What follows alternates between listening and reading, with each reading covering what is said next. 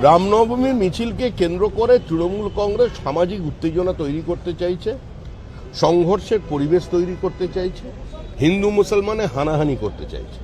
উত্তরপ্রদেশে তাকিয়ে দেখুন, সেখানে রামনবমীর দিনে যখন ভক্তবৃন্দর ওই রাম জন্মস্থানে যান, তখন বিভিন্ন মাজার মসজিদ থেকে ফুল ছোড়া হয়, নিচে তারা শ্রদ্ধালুদের শরবত খাওয়ানোর ব্যবস্থা করেন। আমার মনে হচ্ছে যে উত্তরবঙ্গে মহাকাল প্রতিষ্ঠা করতে গিয়েছেন, শিব ওনার ফাইল নেয়নি, মা কালী নেয়নি, জগন্নাথ নেয়নি, এবার শিব ঠাকুরের কাছে গেছেন, তিনিও ছেড়ে দিয়েছেন। গণদেবতা সিদ্ধান্ত নিয়ে নিয়েছে যে তৃণমূল কংগ্রেসের বিসর্জন দেবে। হতাশা আতঙ্ক থেকে রাজ্যের মুখ্যমন্ত্রী এ ধরনের শব্দ ব্যবহার করছেন।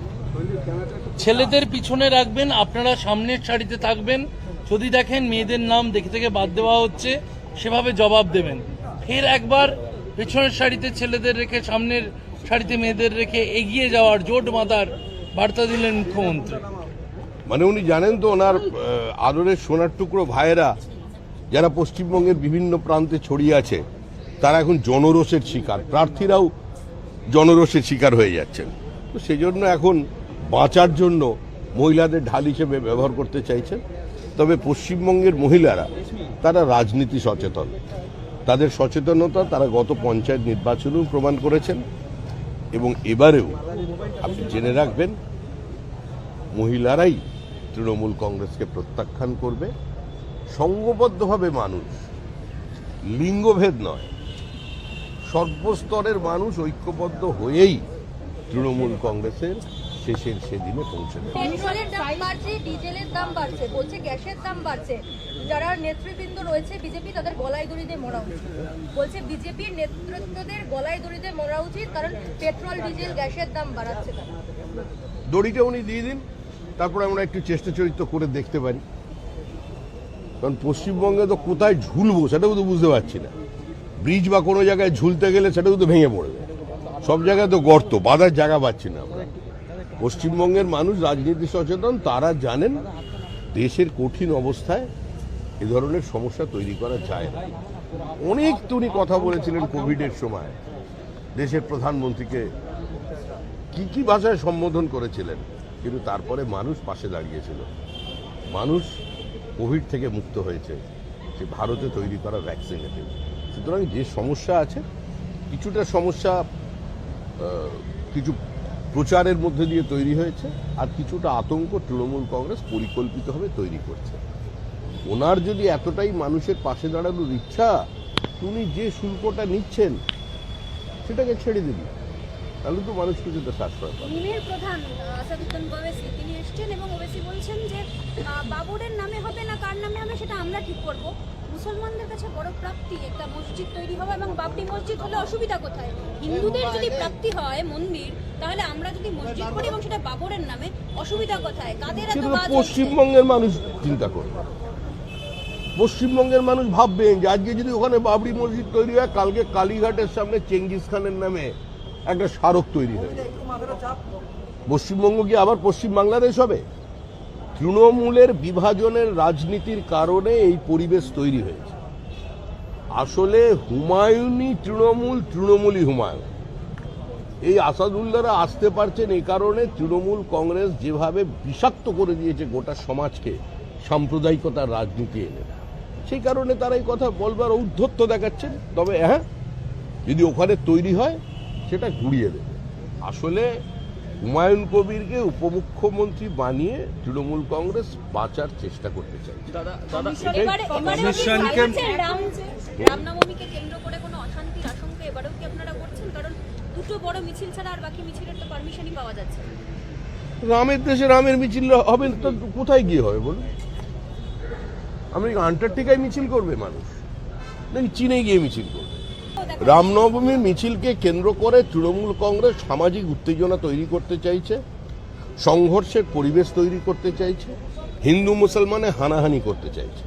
উত্তরপ্রদেশে তাকিয়ে দেখুন, সেখানে রামনবমীর দিনে যখন ভক্তবৃন্দর ওই রাম জন্মস্থানে যান, তখন বিভিন্ন মাজার মসজিদ থেকে ফুল ছোড়া হয়, নিচে তারা শ্রদ্ধালুদের শরবত খাওয়ানোর ব্যবস্থা করেন। আর পশ্চিমবঙ্গে মুখ্যমন্ত্রীর আমলে এখানে বিভিন্ন জায়গা থেকে পাথর ছোড়া হয়, কিন্তু আমরা আশা করব যারা এখানে সংখ্যালঘু ভাই বোন আছেন তারা একটু চিন্তা করবেন, তারা কাজী নজরুল ইসলামের সঙ্গে থাকুন, এপিজে আব্দুল কালামের সঙ্গে থাকুন। এই তৃণমূলের রাজনীতির জন্য তারা ওই কি বলে টুকরে টুকরে গ্যাং আছে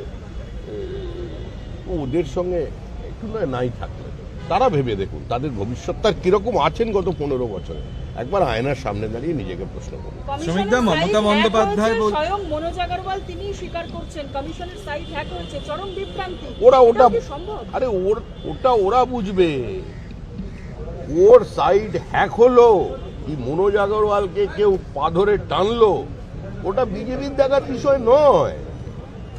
ওটা রাষ্ট্রপতি দেখবেন, সুপ্রিম কোর্ট দেখবে। আমাদের যে আমার ফর্ম 7 গুলোকে টেনে নেওয়া হলো সেগুলো হ্যাকড হয়ে গেল, তার হিসাবটা মনোজ আগরওয়াল দিন আগে, সেগুলোর কি হবে? আমাদের ফর্ম 7 এর শুনানি না হওয়া পর্যন্ত এসআইআর কে শেষ করা যাবে না। নো এসআইআর নো ভোট, মাঝপথে টাটা বাই বাই করে ভোটে চলে যাবেন, ওটা আমরা হতে দেবো না। শ্রমিকদা মমতা বন্দ্যোপাধ্যায় বলছেন আমার নামও অ্যাডজুডিকেশনে, মাঝরাতে হঠাৎ করে কমিশনে সব কি করছে, কমিশন পারে না এমন কোনো কাজ নেই। দেখুন, মুখ্যমন্ত্রীর সমস্ত কিছু বক্তব্যের প্রতিক্রিয়া দেওয়ার মতো প্রতিভা, রাজনৈতিক উচ্চতা কোনোটাই আমার নেই। আর পশ্চিমবঙ্গের মানুষ এই মুহূর্তে মনে করছেন যে তৃণমূল কংগ্রেসের বক্তব্যের কোনো প্রতিক্রিয়া যেন বিজেপি না দেয়। অহেতুক ব্যাটারি পুড়িয়ে লাভ নেই, যা করার মানুষ করে দিয়েছে। কলকাতা পুরসভার 110 নম্বর ওয়ার্ডের জনপ্রতিনিধি স্বরাজ মণ্ডল তাকে সেকেন্ড পোলিং অফিসার করার দায়িত্ব দিল এবার নির্বাচন কমিশন। এবার কি সম্ভব? তৃণমূলের কাউন্সিলর তিনি সেকেন্ড পোলিং অফিসার। সেটা নির্বাচন কমিশন বুঝবে, আপনারা তো খবর পেয়ে গেছেন। নির্বাচন কমিশন কি করবে না করে নির্বাচন কমিশনের বিষয়। আমাদের একটাই বক্তব্য, সুষ্ঠু শান্তিপূর্ণ নির্বাচন, রক্তপাতহীন নির্বাচন, ভোট পরবর্তী, ভোট পূর্ববর্তী এবং ভোট চলাকালীন হিংসামুক্ত নির্বাচন। এবং আমাদের যে ফর্ম 7 তার শুনানি সম্পূর্ণ করাটাই আমাদের তাদের কাছে দাবি। লিয়েন্ডার পেজের সাথে কার আপনার কোনো কথা হয়েছে? হ্যাঁ? লিয়েন্ডার পেজের সাথে কে লিয়েন্ডার পেজ? ও, লিয়েন্ডার টেনিস তারকা অলিম্পিয়ার। হঠাৎ ওনাকে কোথেকে পেলেন? কালকে আপনার নেতা সৌরভ শিকদার অমিত মালব্যের সাথে কথা বললেন, বাংলার নক্ষত্র আপনার সাথে কথা বলে গেলেন না?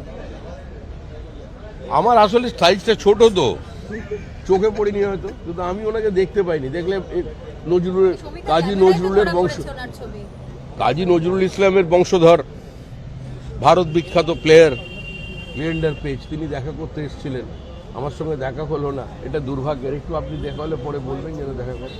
তৃণমূল ইসিআইতে একটা অভিযোগ জানিয়েছে যে নন্দীগ্রামের রিটার্নিং অফিসার কেন ভবানীপুরে নিয়ে আসা তিনি হলো। শুভেন্দুবাবু আরে ভাই, প্রথম থেকে তো শুনলাম লোডশেডিং এর জয়, লোডশেডিং এর জয়, লোডশেডিং এর জয়। 5 বছর লোডশেডিং এর জয় বলতে বলতে দলটারই লোডশেডিং হয়ে গেল। রতি মহারথীরা দাঁড়াবে শুনলাম, কত কাউন্সিলর গিয়ে সরজমিনে ওখানে সার্ভে করলো, পুলিশ অফিসারের বদল করা হলো, বিশেষ দায়িত্ব নিয়ে একজন স্বনামধন্য পুলিশ অফিসার ওখানে পৌঁছে গেলেন। তারপরেও নন্দীগ্রামে তৃণমূল কংগ্রেস একটা প্রার্থী দিতে পারলো না, আমাদের থেকে ভাড়া নিতে হলো। যে এইভাবে ওয়াক ওভার দেওয়ার ছিল, আগেই ছেড়ে দিতে পারতেন। তবে এটা নিশ্চিত, ওখানেও গেছে, এখানেও যাবে। নদীর ওপারেও তৃণমূল শেষ, এপারেও তৃণমূল শেষ। দিলীপ ঘোষের বিরুদ্ধে ইলেকশন কমিশনে অভিযোগ দায়ের তৃণমূলের। দিলীপ ঘোষের বিরুদ্ধে তৃণমূল ইলেকশন কমিশনে অভিযোগ দায়ের করেছে। পুলিশ একজন অফিসারকে প্রকাশ্য পুলিশ ওসিকে হুমকি দিয়েছেন, ওসিকে পুলিশের প্রকাশ্যে ওসিকে হুমকি দেওয়ার দিয়েছেন জন্য দিলীপ ঘোষ। এবং তার বিরুদ্ধে ইলেকশন পুলিশ যে হুমকি দিয়ে যাচ্ছে বিজেপির বিভিন্ন কর্মীদের বাড়িতে বাড়িতে গিয়ে মিছিলে না যাওয়ার জন্য, পুলিশ যে মিথ্যা এনডিপিএস কেস দিয়ে ঢোকাচ্ছে, সেটার কি হবে? দিলীপ ঘোষের বিরুদ্ধে অভিযোগ করেছেন, কারণ দিলীপ ঘোষ নেতা।